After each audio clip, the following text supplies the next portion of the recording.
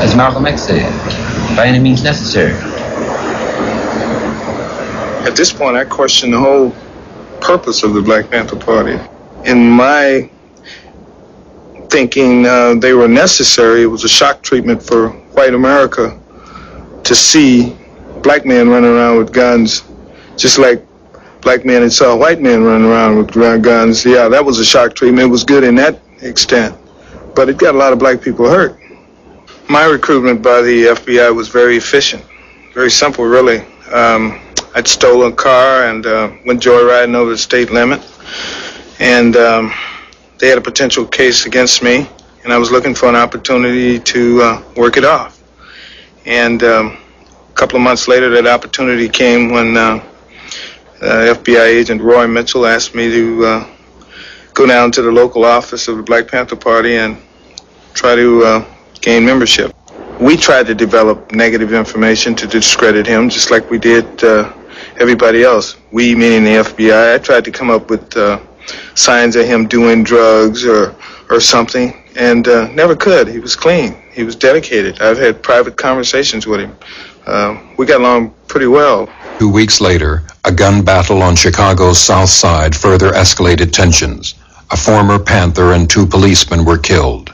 The deaths provoked a response from informant William O'Neill's FBI contact.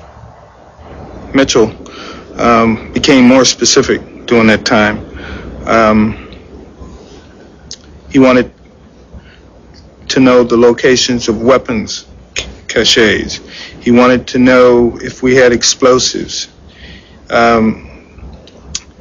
He needed to know who was staying at what locations, who spent the night where. His information didn't change so much as he requested more detail, and I knew why. The shootout on the South Side had pretty much laid the foundation. Within the party, within the Black Panthers, we knew that the police would react some type of way. Expecting police action, the Black Panthers had fortified their office. FBI informant O'Neill was now head of Panther security in Chicago. And I remember walking out of the office and looking through a little clearing over on the next block, which was right in front of the Monroe Street address, and seeing a lot of police cars over there. And at that time, Bobby Rush came to the office. He had just come from over there, or maybe the coroner's office. In any case, we walked back over there, and we both were speechless. We just walked through the house and saw what had taken place and where he died, and it was shocking. And then I just began to realize that the information that I had supplied leading up to that moment had facilitated that raid. I knew that indirectly I had contributed, and I felt it, and I felt bad about it. And then I got mad. I had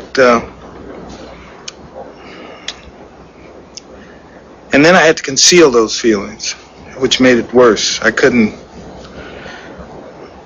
say anything. I just had to continue to play the role.